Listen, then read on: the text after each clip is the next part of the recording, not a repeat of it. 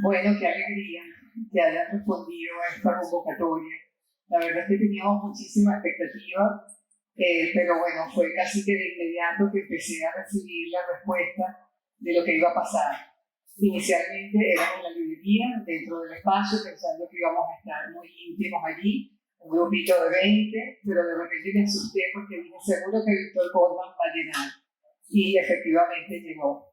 Así que bueno, les agradezco de parte de Cucón, de parte del Trasnocho Cultural, que se hayan acercado esta tarde a nuestros espacios para acompañarnos. Estamos muy contentos con la compañía de Víctor Corman aquí con nosotros en Caracas.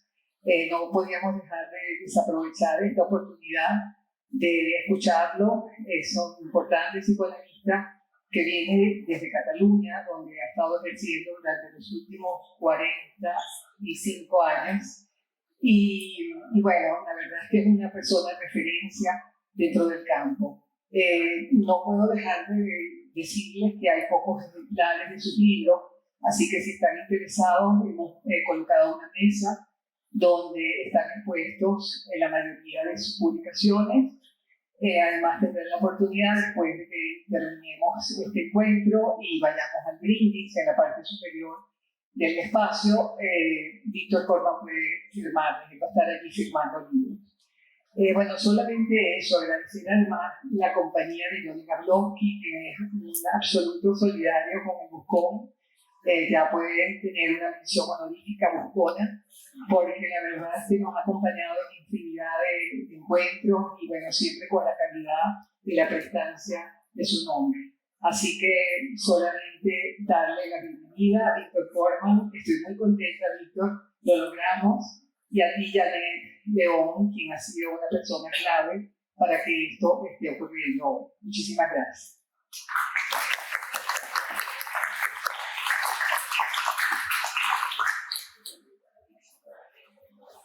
La gracia empírica que ha generado un espacio de encuentro, un espacio de reflexión, en tiempos donde la reflexión y los espacios se hacen cada vez más pequeños y más difíciles. De verdad que muchísimas gracias por cuando ya te digo que no es una librería, sino que es un templo. Así que muy gracias.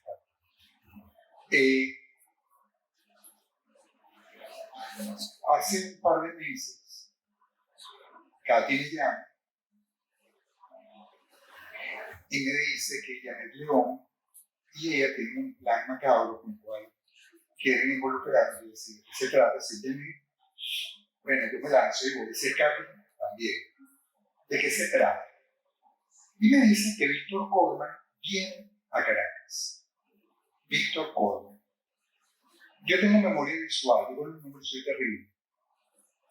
Y memoria visual, inmediatamente la mirada se va a mi biblioteca y descubro que tengo 4 libros de Víctor Corman y una fotocopia, me da pena decir. Tengo una fotocopia, pero confieso. Inmediatamente vi, bueno, si tiene Katy, no quería ver de qué se trata. Y me dicen, queremos ver si ¿qué te llama la atención de estos libros? Y cuando veo hay sencillamente 10 tomos, no lo que yo tenía en mi casa, sino 10 tomos, donde Víctor Corman dialoga, vincula a Freud con Melanie Klein y con Lacan. Yo, en el rol de profesor universitario, digo, bueno, déjame ver si me sirven para llevarlo a una universidad muy pedante yo. Y Janet me dice, llévatelo y hablamos. Les tengo que confesar que me lo devolví. Y digo, ¿quién es este Víctor Corman? Que está en mi biblioteca, capaz que lo había fotocopiado, te debo los derechos de todo. Oíste, contigo. Y encima veo estos libros maravillosos, digo, perfecto para mis estudiantes. Me pongo a hablar con Víctor y, por sorpresa, cae en mi tema favorito, psicoanálisis y arte. Tuvimos una conversación interesante Y después me toca un tema que nos vincula a Carlos Vázquez. ¿Estás por ahí? Ahí está, Carlos. Pierre Oulagnier. Pierre Oulagnier, cuya obra se conoce tan poco en Venezuela, como un personaje tan importante en el psicoanálisis, y le comento a Víctor, y Víctor me dice, sí, yo he supervisado con ella. Y la envidia se podrá imaginar cuando me cuenta el día que encontró a Lacan y me empieza a nombrar a todos esos personajes que yo conocí de primera vez, que para mí son mis autores. Imagínense ustedes, o sea, tengo enfrente a Rafael Cadena, me quiero hacer un poco tenso, ¿no? Tenía a Rafael delante de mí, y tengo los libros de Rafael en mi casa, entonces no es lo mismo tener la referencia directa a tener al creador de la.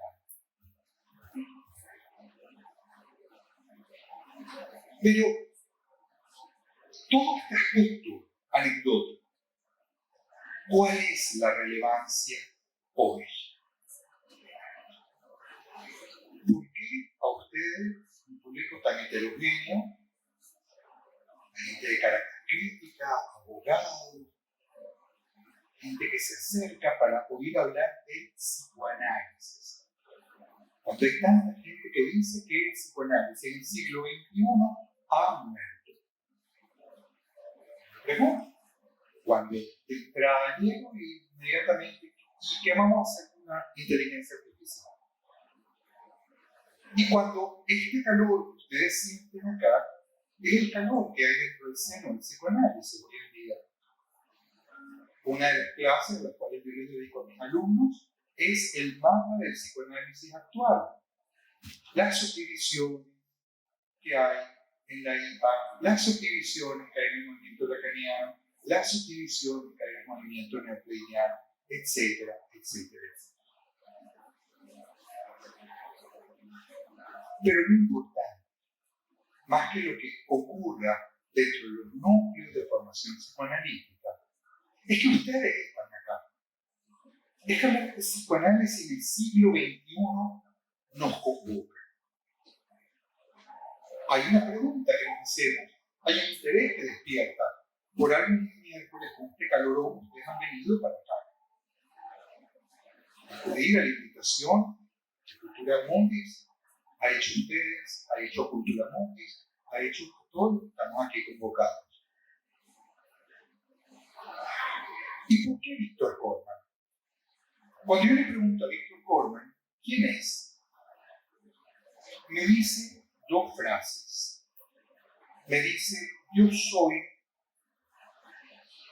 Víctor Corman, un antidogmático. Yo soy cormaniano, modestamente. Y a partir de ahí empieza la reflexión.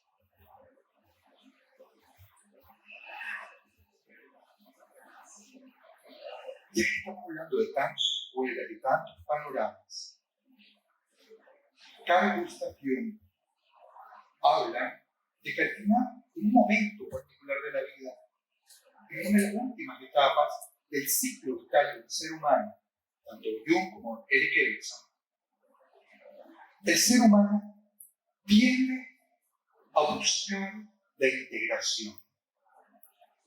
La integración de lo que ha recorrido en su vida. Quienes no lo logran, dice Erikson, caen en un estado de angustia vital. Quienes lo logran, hacen de este ejercicio de integración un acto de creación. Y Víctor, tú estás haciendo algo muy importante, en tanto que cuando presentas tu libro, en esta recopilación, ese recorrido desde Freud hasta hoy, y dices, soy cormaniano, el coma de modestamente, estás diciendo, en este momento de mi vida, con tantos años de ejercicio profesional, yo pienso, yo propongo una actitud socrática. Cuéntame, Víctor, ¿tienes el micrófono? Sí. A ver, Cuéntame. Sí. ¿Cómo es eso, Víctor? De una integración personal de cormaniano, modelo. Bueno, llegaremos a eso. Yo, en primer lugar, la verdad que me siento muy emocionado, muy contento de estar aquí, de compartir este momento, y quiero agradecer especialmente a la organizadora de este encuentro, tanto a Katina, que ha creado de esta librería un centro cultural, por lo que he visto los últimos miércoles, en algunas ocasiones que estuve aquí, en momentos en que se presentaban también otros libros de otros escritores. Yo quiero agradecer también a Janet León, que estuvo muy ocupada y preocupada por todos los aspectos organizativos, y decirle realmente que es un honor para mí que en este evento esté presente Rafael Caldera, a quien he seguido durante el tiempo en que ha estado recibiendo aquí en España el premio que le corresponde como gran literato, gran creador y poeta. Bueno, esperemos que pasemos un momento grato, agradable. Voy ahora sí a lo de...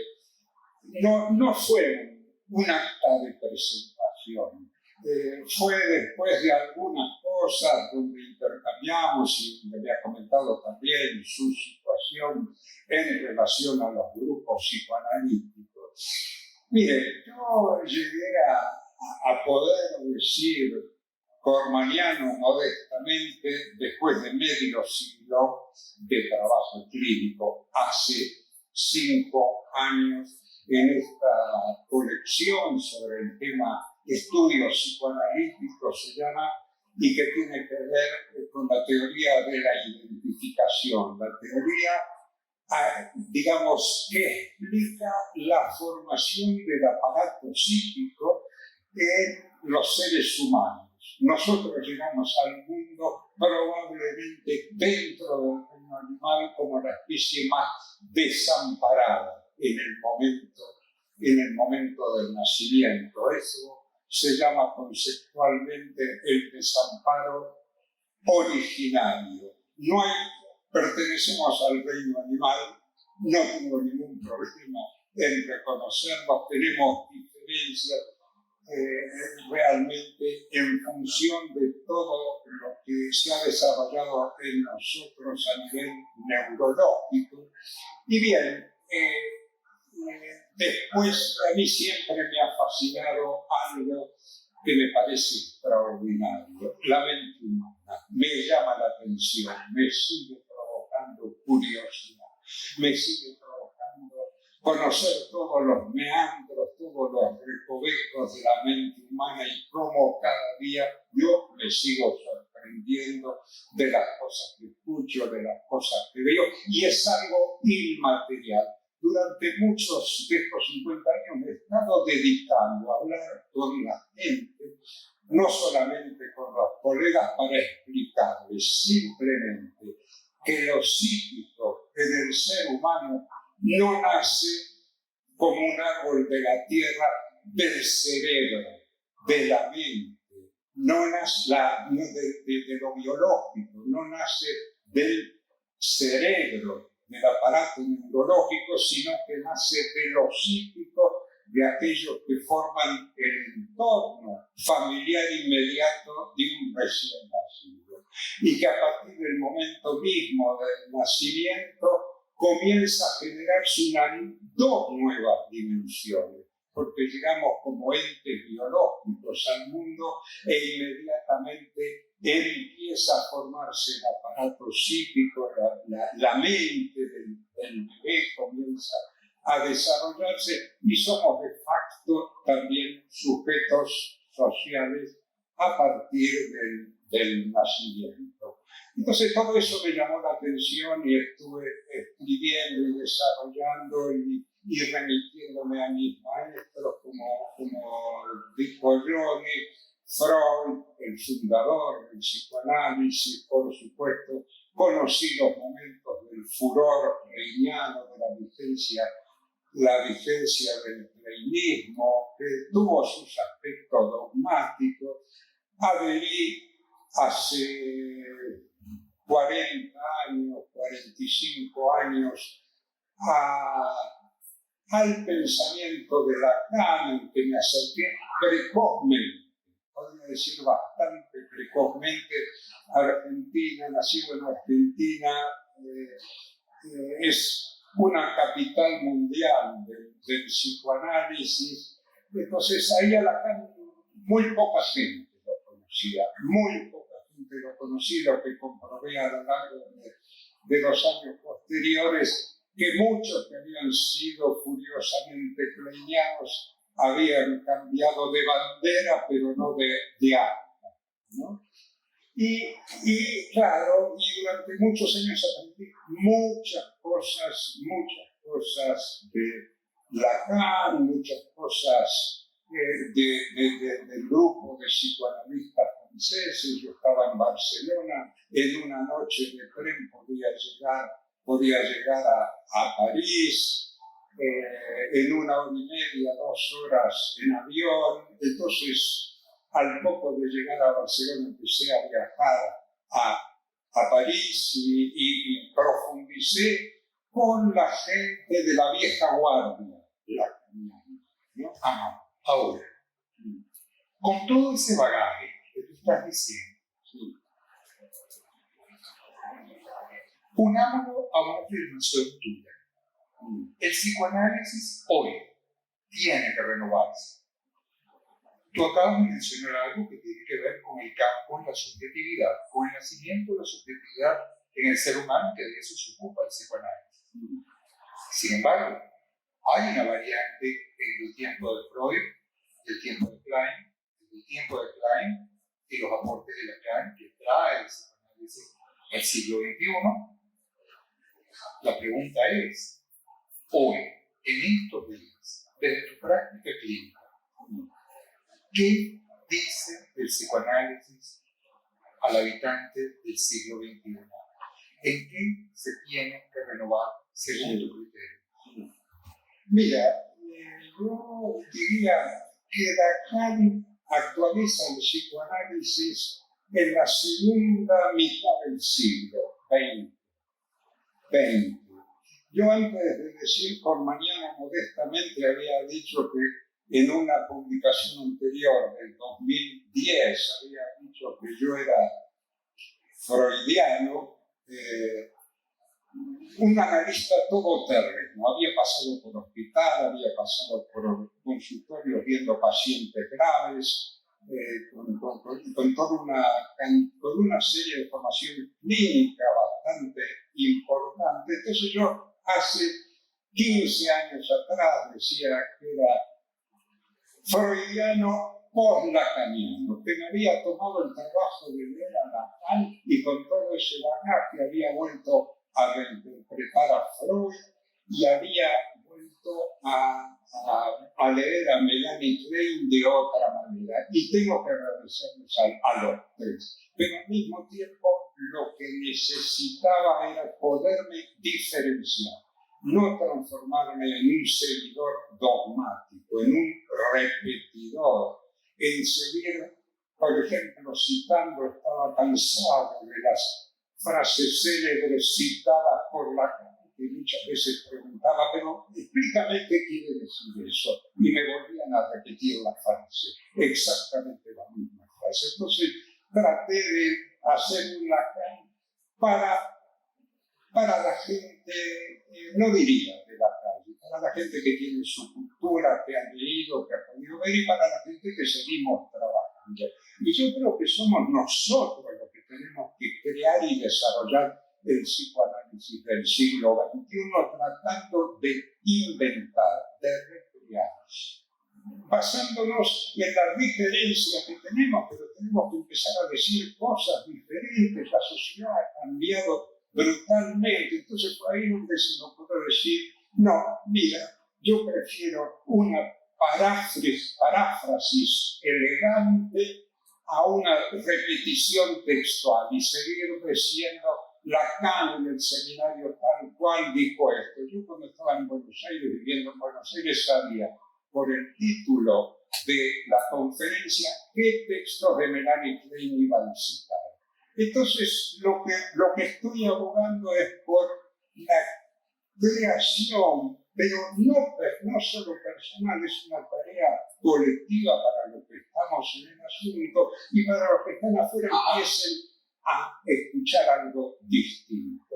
Este es el sentido de Cormaniano, modestamente lo digo con toda modestia, porque pienso que el único lacaniano había tenido que ser Lacan, el único freudiano Foucault y la única kleiniana Melanie Klein, y cada uno de los que practicamos el oficio de analista tenemos que tener y desarrollar nuestro estilo personal. Tú acabas de mencionar la palabra que el psicoanálisis tiene que apuntar hacia una intención. Acabas de hablar también de que tiene que haber una comunicación diferente del psicoanálisis. Habíamos hablado, cuando nos reunimos previamente, de cómo te habían impactado las lecturas privadas de Green y cómo había que hacer una relectura privada del psicoanálisis hoy. La pregunta es, desde tu práctica clínica, ¿cuál sería el malestar de la mujer, del hombre contemporáneo? Desde tu práctica clínica, con todo lo que has recorrido y con la síntesis que estás elaborando, ¿cuáles son los problemas que los que estamos acá deberíamos enfrentar? Cuando llegamos, Luna preguntaba cuál es el reto frente a la inteligencia artificial, y hay algo que es importante. Jamás la inteligencia artificial puede hacer una cantidad de preguntas programadas, pero jamás va a poder saber hacer, con una sola palabra, saber guión hacer, el savoir-faire, con la subjetividad del ser humano. Entonces, ¿qué ves tú de tu vida?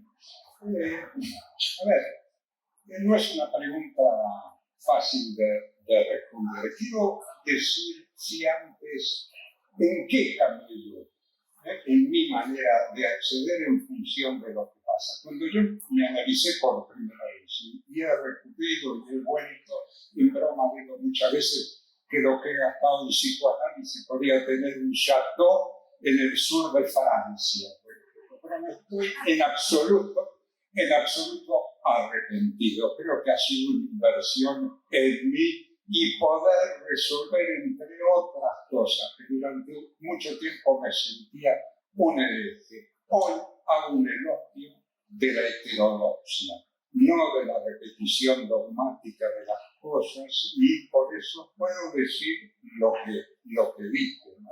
Lo de Cormaniano, modestamente, porque uno se vuelve modesto cuando deja de creer, como en los textos, en las lecturas que hace, que son sagradas escrituras.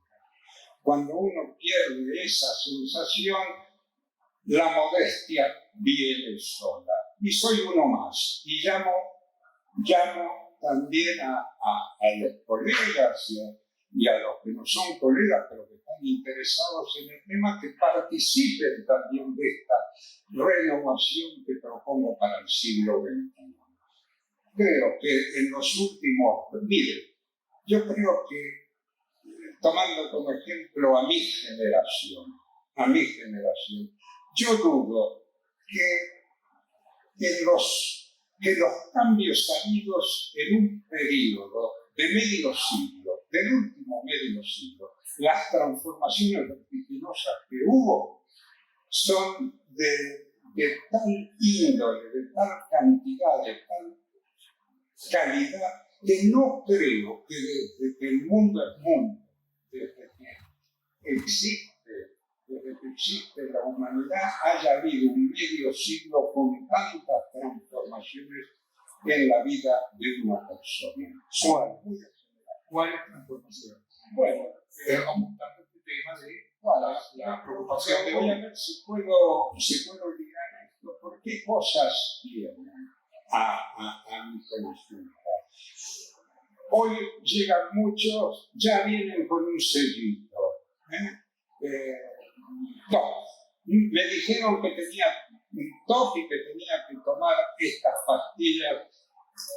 Vienen también personas que dicen, me diagnosticaron de bipolar y que tengo que tomar eternamente antidepresivos. Bueno, yo le digo, vamos a ver qué pasa, entro a averiguar. También viene gente porque está angustiada, viene gente en duelos, problemáticas, diría que muchas coinciden con situaciones de hace 50 años, pero la forma en que se presentan, cómo llegan, el querer resolver las cosas rápidamente. Yo tengo que pensar que no me van a dar el tiempo que a mí me gustaría que me den para lograr un proceso de transformación subjetiva interesante. Llegar a las raíces de los problemas. La gente viene y dice, no quiero ir a profundidades. Y se imaginan esto, lo he escuchado, no quiero ir a profundidades, quiero estar allí y ver las cosas por encima. Yo lo que suelo decir en estas situaciones, más de una vez, las cosas profundas están en la superficie. Las cosas profundas saltan a la superficie. Yo no necesito que me hablen de la infancia para poder hacer hipótesis de cómo ha sido la infancia de esa persona. Me lo está diciendo indirectamente. No les digo que me doy cuenta que tengo tal cancha como se diría en la Argentina para saberlo así de entrada, pero voy sumando indicios, voy sumando cosas, porque cada uno de nosotros llevamos nuestro pasado a cuestas y cuando hablamos con esa historia presentificada. Lo suelo decir de manera clara, el pasado está presente en el presente. Entonces, a partir de esto veo y sé que no puedo plantear hoy, o que lo puedo plantear, pero sé con qué me encontraré, ni 2 ni 3 sesiones semanales, ni las 4 sesiones del psicoanálisis tradicional. Que probablemente lo que sucederá es que vienen, están, resuelven el problema y suelen irse diciendo algo así. Yo no quiero crear dependencias, ¿no? Como si el psicoanálisis generara dependencia. Déjame terminar de decir muchas cosas que no quiero perder. En la época en que todos somos adictos, si no hay Instagram a la cocaína, si no hay la cocaína a Netflix, si no hay Netflix a la soledad, si no hay X, estamos en la época de la multidependencia. Estás hablando, en primer lugar, con el tema tiempo toca la subjetividad contemporánea. Tiempo es tanto la inmediatez. 2, estás diciendo algo que es una frase autoconocida. No quiero profundizar. Este tema no quiero profundizar. Daría para reunirnos aquí varias veces. Número 3. Y fíjate qué curioso. Ellos no me apagaron a mí. Para mí es motivo de que lo veo. Tenemos aquí uno de los representantes de Caracas Crítico. Cuando yo veo a un grupo de gente joven menor de 30 años que se dedica a profundizar, para mí es un motivo de celebración. Para mí es un motivo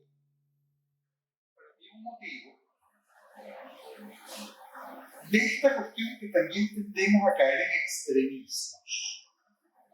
La época de no pensar, la época de la superficialidad está generando una contrarrespuesta. Una gente que está buscando profundizar, que está buscando raíces, que está buscando etcétera, etcétera, etcétera. Es decir, aquí tenemos lo opuesto de nuestra civilización. Cuando unos muchachos de 18 años me piden, cuando tú ganaste el premio, Rafael, el día que ganaste el premio, unos chicos de 18 años llegaron a una clase que estaba dedicada al positivismo y me pidieron que ellos querían leer alguna poesía de Rafael Cadena. Suspendí la clase. El concepto, ponte que se vaya, y la clase fue leer tu poesía, Rafael.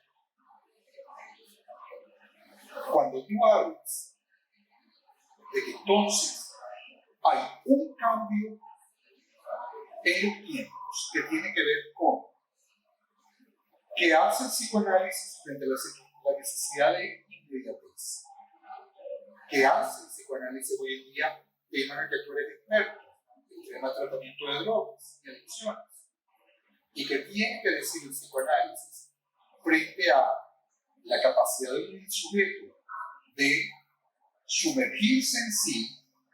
Estás tocando al menos 3 puntos que marcan temas vinculados al malestar de la subjetividad contemporánea. ¿Qué nos dice de eso? Especialmente el tema de adicción, cuál dice que fue un duro. Para empezar, cuando uno describe ciertas características de la sociedad actual, no quiero extenderme en el asunto porque sería largo, yo tampoco quiero hacer publicidad de futuros libros, pero dentro de poco saldrá de aquí unos meses un libro cuyo primer capítulo, que me parece importante, es la sociedad contemporánea y el sujeto psíquico actual.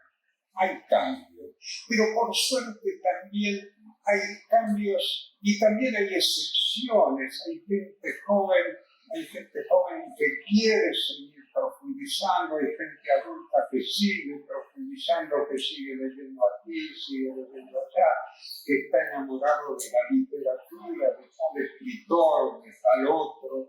O sea que lo que vivimos en la sociedad contemporánea no es uniforme. El sistema trata de reproducirse, lo logra bastante, mucho más de lo que seguramente los que estamos aquí presentes lo quisiéramos, pero también vemos que todavía hay pequeñas razas, pequeñas hendiduras donde cada uno puede poner sus pasiones personales, sus lecturas personales. Y sí, vienen también muchos adictos porque están viviendo estados de malestar, estados de angustia y encuentran una cierta calma en la bebida, en el alcohol, en esto, en lo otro. Bien, algo novedoso, sinceramente no lo leí. Si me dicen dónde, si lo han leído en algún sitio, tomaré nota, iré a buscarlo. Pero fíjense, en el libro se llama "Y antes de la droga, ¿qué?". ¿Cómo hacemos para luchar? Lo que estoy dando son estadísticas. En España, el 75,algo% hecho en encuestas respecto de la temática de la adicción. La respuesta de ese 75% de la población, el problema es la droga.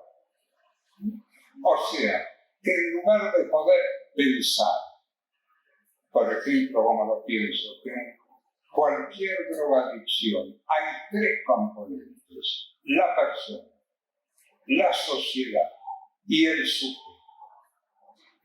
La persona, la sociedad y el objeto de la adicción, que puede ser cualquier cosa. Tú enumeraste los 4, pero voy a reincidir. No es solamente la droga, el alcohol, son los juegos, las pantallas, son las máquinas esas de que se echan moneditas para ganar dinero, son las visitas a los casinos, etcétera, etcétera. Entonces, formulo una hipótesis que la lanzo también para debatir. La droga de la adicción es un producto psicoquímico. Me miraban como loco cuando yo decía esto, que dijera que la droga es psicoquímica. Y les digo que sí.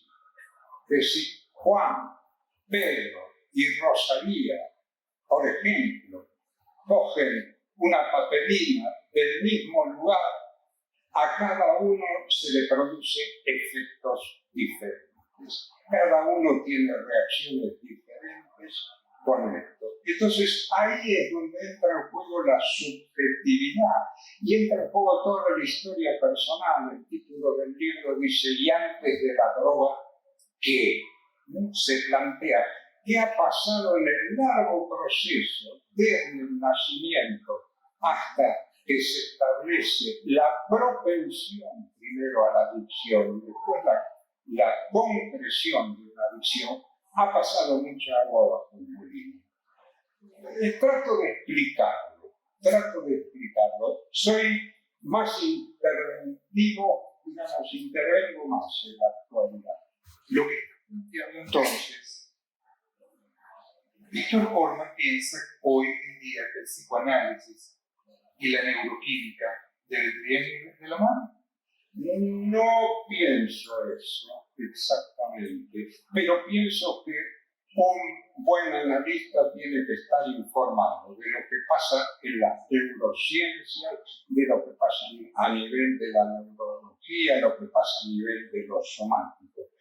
Digo que cuando digo que es psicoquímico es porque la cocaína es un producto de síntesis química, pero que está atravesada, la psique atraviesa esa sustancia que después se va a esnifar y la tiene colocada, hay gente que consume una vez y lo deja, o consume 10 veces y dice me voy, pero aquel que queda sujetado a la droga. Yo utilizo el famoso SSS, las 3 S de Lacan, que lo atribuía al sujeto supuesto saber.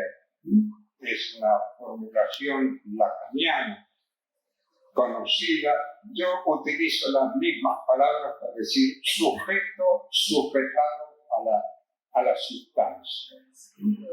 Digo entonces que es la psique la que atraviesa la sustancia, generando transferencias personales sobre la sustancia, y lo que ingerimos es algo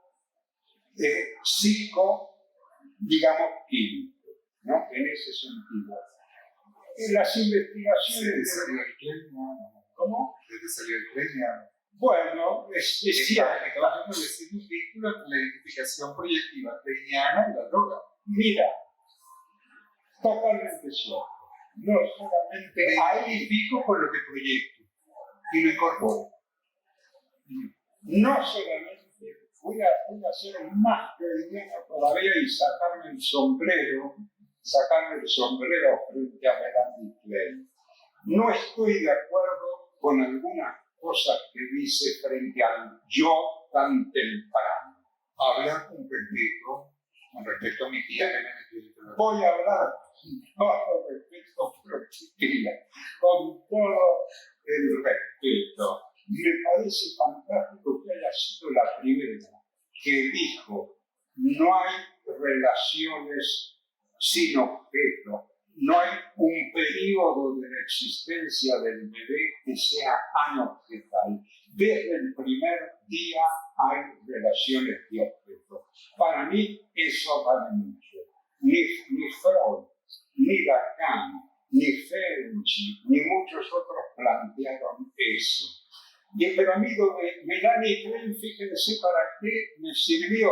Para decir, no que el bebé hace identificaciones proyectivas hacia la madre, cosa que difícilmente sea el primero o el segundo día. Algo tiene que pasar para que haya algo de sí, que no creo que sean tan prematuras, pero sí que la madre y el padre hacen identificaciones proyectivas sobre el bebé desde antes del nacimiento. Cuando la madre lleva a su bebé en la panza, ya están fantaseando qué nombre le vamos a poner y qué vamos a hacer y cómo vamos a organizarnos la vida o el trabajo. Melanie Klein Dixit, y a mí eso, como ves, trato tu tía con mucho. Me parece muy bien. Dentro de lo que estaba hablando, y ya para ir redondeando y poder escuchar preguntas de los asistentes,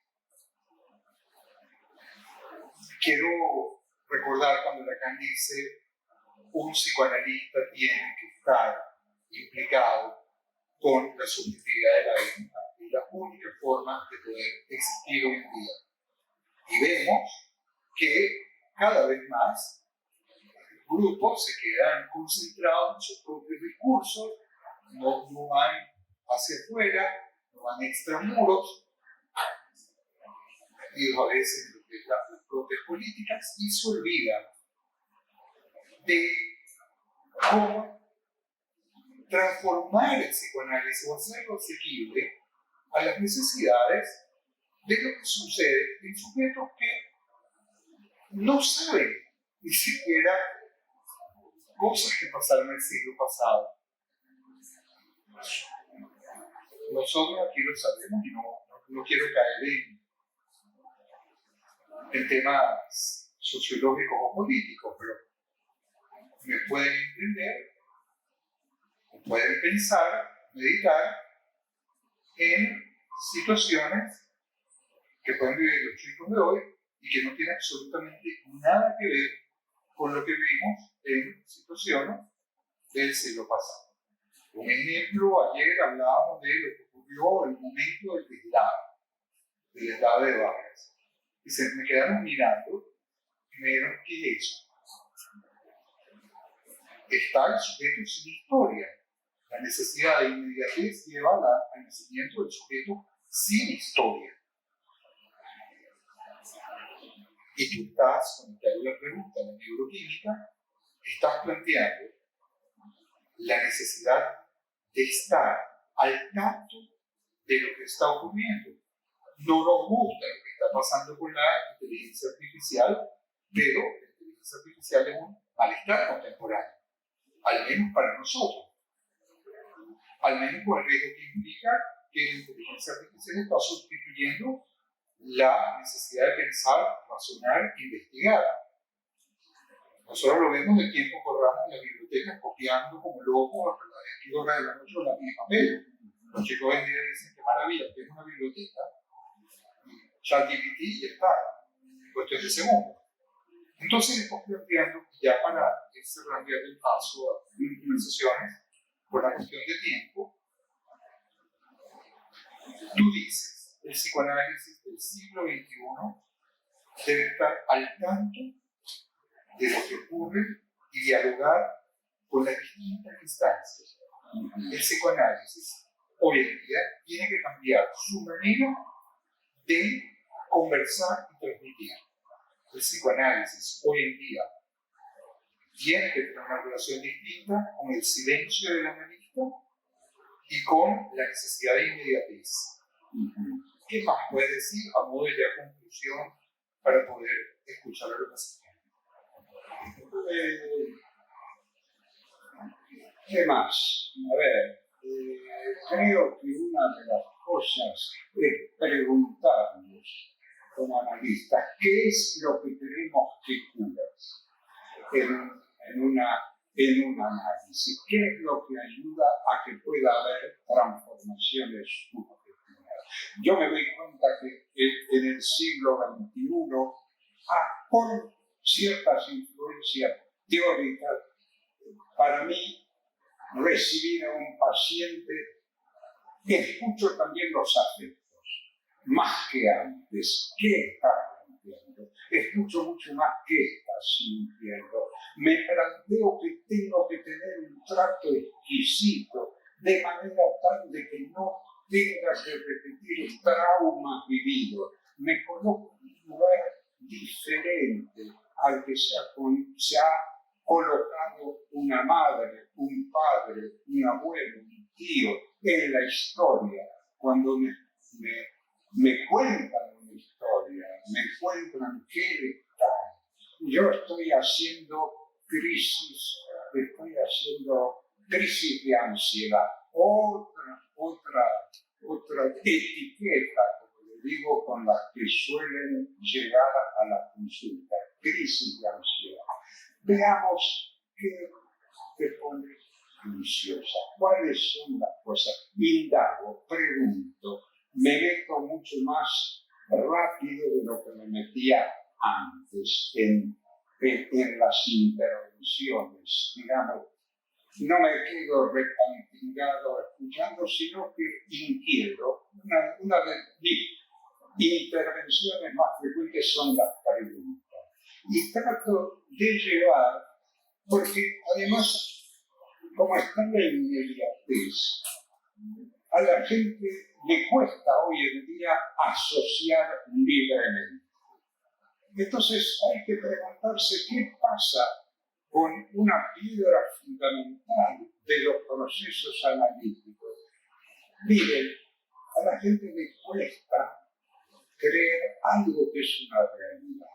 No hay un lugar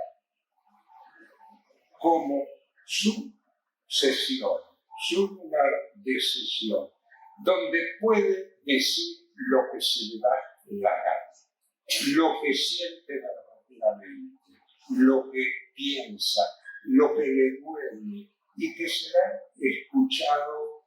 Y yo creo que el psicoanálisis del siglo XXI, yo creo que es, además de escuchar la palabra, el significante, como diría Lacan, o como repetiría mucho Lacan, una cosa que hay que escuchar,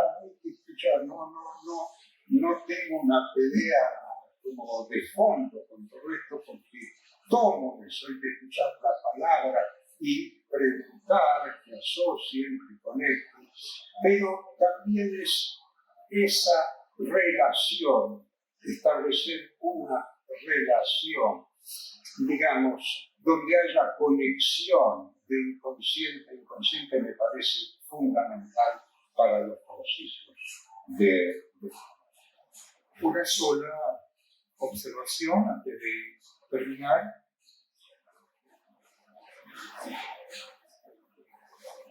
Lacan introduce una dimensión que hasta el momento nadie había planteado dentro del psicoanálisis. Ya Nietzsche la había planteado, pero Lacan la trae. Es lo que se llama la dimensión de lo real. Lo real no es la realidad, es todo aquello que es imposible, significa que sea imposible de simbolizar. Probablemente es aquello que nosotros llamamos la angustia.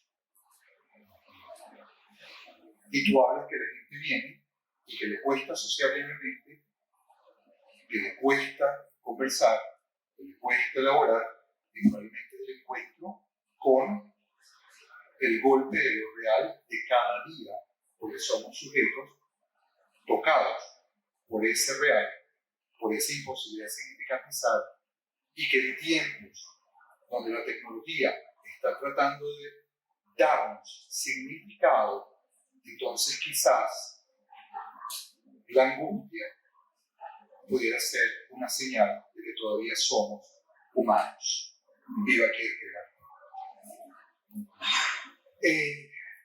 Le damos un minutito, por favor. Un minutito nomás. A mí me parece que esa connotación de Lacan es importante, en la medida en que además lo articulemos con lo que él llamaba ese trípode, para decirlo en palabras sencillas, de lo simbólico, lo real y lo imaginario. Es decir, hay algo de la realidad que nos toca, pero la forma de percibir ese algo que nos toca, que si es de lo real nos toca a todos, ¿no? Es que tenemos ópticas para captarlo y lo captamos con nuestra propia historia, con nuestra propia historia, con nuestra propia subjetividad. A mí, esto de lo que planteaba Lacan me llegó a decir en su momento que cuando el humano está en juego, está presente, cuando el humano interviene en algo, la objetividad no existe. Lo real no lo podemos percibir. No existe, existe la subjetividad. y hacemos una construcción de esa realidad que vemos y cada uno la hace a su manera. Yo diría que por suerte, ¿no? Lo vamos construyendo. Y vemos, Gracias, Víctor. Por favor, si alguien quiere compartir alguna impresión, alguna pregunta. Carlos, por favor, Carlos Raskin.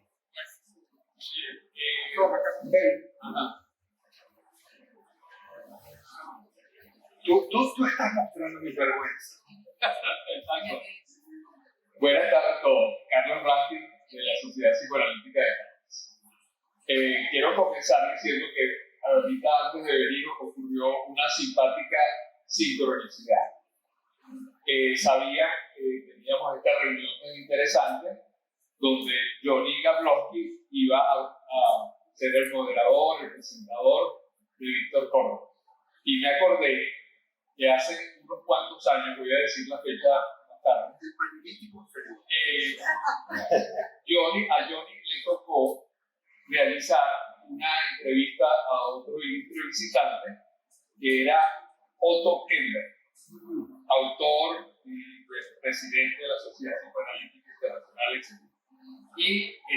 Pero además, eso quedó documentado en esta revista que justamente se llama Psicoanálisis Hoy, el número 1, y se realizó cuando éramos unos principiantes y curiosos del psicoanálisis en un grupo organizado por otro visitante, Luis Orsten, en el año 84. Se nos cayó la cédula. Pero una excelente entrevista. Eso después lo acabo de se consigue. Muy interesante. Y entonces me pareció bien simpático compartirlo con ustedes. Bueno, pero voy a mi intervención. Quiero aprovechar la presencia del doctor Corman para hacerle esta pregunta, este comentario. Perdón, Víctor. Venimos de la pandemia, una crisis de toda la vida, del modus vivendi en todo, que puso a prueba todo y también al psicoanálisis. Su modus vivendi operandi se interrumpió. No podíamos encontrarnos para hacer, digamos, la práctica focal y principal del psicoanálisis, que es asociar y escuchar. Y el psicoanálisis ha sobrevivido. Luego de esa crisis y prueba que nos deja ver esa crisis de lo que sería y lo que destaca como lo sustancial y lo esencial del psicoanálisis. Porque toda la práctica del psicoanálisis primero quedó detenida y después empezaron fórmulas a través tenemos que agradecer la bendición de los medios modernos de comunicación que permitieron sostener el psicoanálisis con una gran cantidad de cambios que ha sido fuente de mucha polémica de si eso es análisis o no es análisis. Entonces yo quisiera conocer su impresión de cómo han quedado las cosas, si estamos ante los escombros del psicoanálisis o ante la evidencia de que hay un hilo conductor lleno de sentido que se preservó y que nos deja algunas enseñanzas de lo que es el psicoanálisis. Bueno, gracias. Muchas gracias por la pregunta. A ver, voy a tratar de ser breve, así puede haber algunas preguntas más. Evidentemente la cuestión de la pandemia produjo una amputación a todos los niveles, una amputación social, no solo a nivel de nuestro trabajo. Yo creo que la interrupción de la actividad analítica fue bastante breve en mi caso, y al poco tiempo, por eso digo que no soy de los que piensa que todo el pasado fue mejor. La cuestión de las nuevas tecnologías hay que saberlas ver desde la teoría de la complejidad, desde toda la complejidad que tiene y no hay ningún elemento que sea bueno o malo per se, sino del uso que se hace de ello. A nosotros nos ha permitido seguir trabajando, seguir analizando, seguir ayudando a la gente. Ahora, ¿hay diferencias? Sí, hay diferencias. Tengo personas que a lo mejor vivían a 40 kilómetros y dicen, yo ya no vuelvo más a su consultorio, prefiero seguir con las sesiones online. Hay otras personas que viviendo en Estados Unidos, viviendo en Roma o en otros países que tuvieron que marcharse por trabajo y permite seguir el proceso analítico. Creo que hay algo en lo que no es distinto una sesión presencial